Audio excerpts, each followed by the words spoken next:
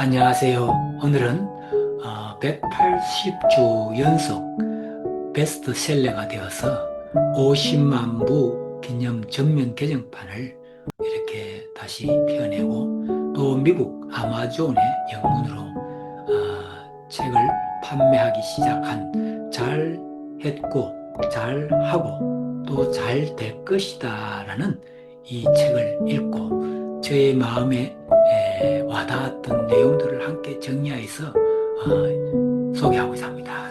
이제 그 내용들을 함께 공유하고자 합니다. 잘했고 잘하고 있고 잘 될 것이다 라는 책입니다. 이 책은 주 부크럼이라는 출판사에서 출판을 하였고 또 저자는 정영욱 그리고 구성은 페어네며 또 본문은 4장 또 97개 소제목으로 구성되어 있고 마지막에 마치며 이렇게 구성이 되어 있습니다. 책 분량은 295페이지로 구성이 되어 있습니다.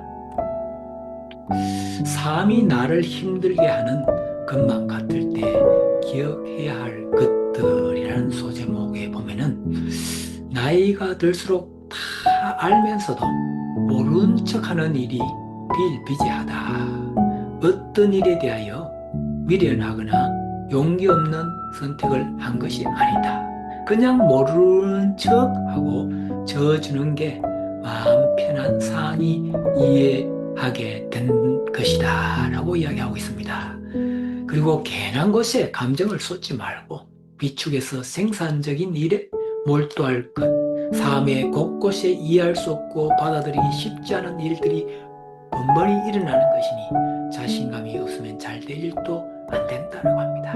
네, 참 저는 알면서도 모른 척하는 일, 이게 참 우리가 살아가면서 필요로 한 삶의 지혜가 아니겠나라는 생각을 해보게 됩니다.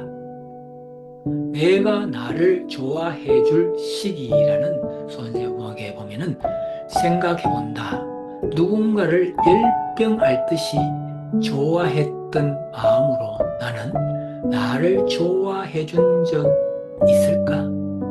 내가 나를 좋아함과 인정함은 이 세상 그 누가 나를 좋아해 줌보다 값진 것이다. 가장 값지고 아름다우며 최대의 다정이자 대체 불가의 의미일 것이다. 혹여 나를 좋아해 줄 이유를 찾지 못할 때는 기억하라. 막론하고 지금 당장이 나를 사랑할 적기이다. 예, 참으로 마음에 와닿죠. 지금 당장이 나를 사랑할 적기다라고 합니다. 늘 누군가를 사랑하려고 하고 또 누군가를 베풀려고만 하고 자신을 돌보지 않는 삶이었다면 바로 지금 당장 나를 사랑해야 될 적기라고 생각하시고 나를 사랑하는 우리들이 되어야 하겠습니다.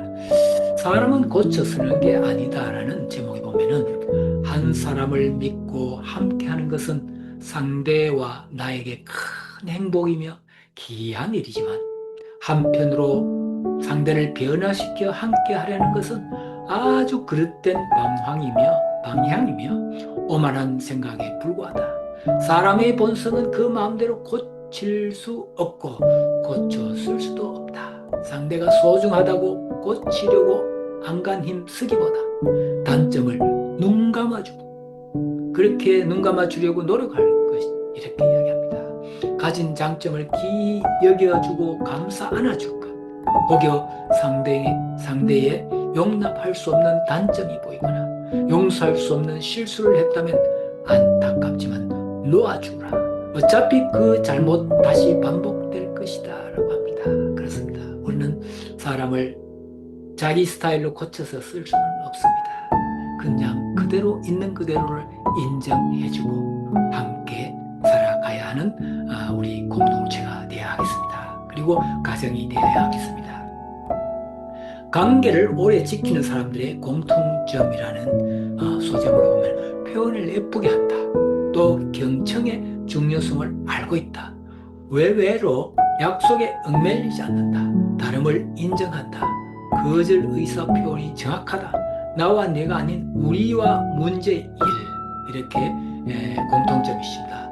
저 사람은 나와 다르다, 어떤 논점에 있어 틀리고 다르고의 문제가 아니라 나도 상대가 아니고 상대도 내가 아니기 때문에 근본 자체가 다르다는 것을 마음 깊이 인정하고 살아간다. 그런 사람은 논제의 순간이 오면 적당히 의견을 피력하고 뒤로 물러선다. 그렇습니다. 우리가 살아가면서 다름을 인정하는 삶을 살아갈 때 우리 마음에 큰 평화가 올 것입니다. 사랑이 가장 쓸모를 다하기 위하여라는 제목을 보면 상대가 싫어하는 것을 눈여겨볼 것, 100번 잘해준 모습보다 한 번 좋지 않은 모습을 기억하는 것이 사람이기 때문에 좋은 것보다 싫은 것을 기필코 기억하고 떠올리는 것이 사람이기 때문에 상대가 좋아하는 것을 알아주는 것은 불타는 사랑을 만들어주지만 싫어하는 것을 알아주는 것은 식지 않는 사랑을 만들어준다. 참 의미 있는 말이죠. 사소한 것에서부터 싫어하는 것을 기억해주고 피하려고 노력을 한다면 사이는 쉽게 시들지 않을 것이다.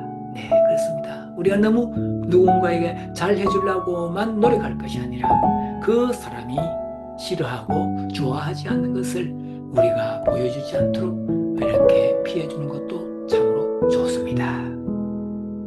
흔들리는 나를 꽉 잡아주는 말들 제목에 보면 화날 때는 대답을 하지 말자라는 제목이 있습니다. 여기에 보면 에스키모인은 화가 나면 무작정 걷는다고 합니다. 아무 말 없이 화가 풀릴 때까지 얼음평을 걷는다고 합니다.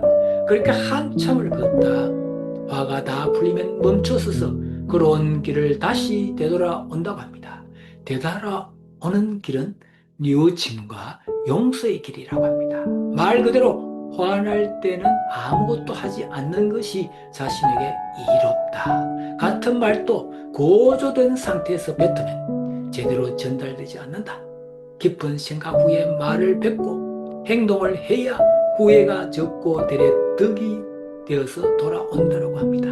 네, 참으로 공감이 가는 내용입니다. 화가 났을 때는 가능하면 그때를 참고 나중에 어느 정도 시간이 흐른 후에 참 뉘우침과 용서의 그 길을 거친 후에 이야기를 하는 것이 참으로 우리의 삶의 지혜가 아니겠나라는 생각을 해봅니다. 우리는 완벽하지 않은 의자처럼 살아갑니다. 당신이 짊어진 짐의 무게와 상관없이 당신의 흔들림은 그로 인한 힘듦은 마땅한 일입니다. 이렇게 작은 일로도 수시로 흔들리고 있다는 것 오히려 다행일 수도 있습니다. 그런 일련의 희청거림이 없다면 우리는 무엇이 문제점인지 어디서부터 잘못되었는지 인식하지 못하고 살아갈 것입니다. 하루하루 희청이며 균형을 교정해가는 것이 우리네 삶이 가진 성질입니다. 참으로 공감이 가는 참 내용이라는 생각이 듭니다.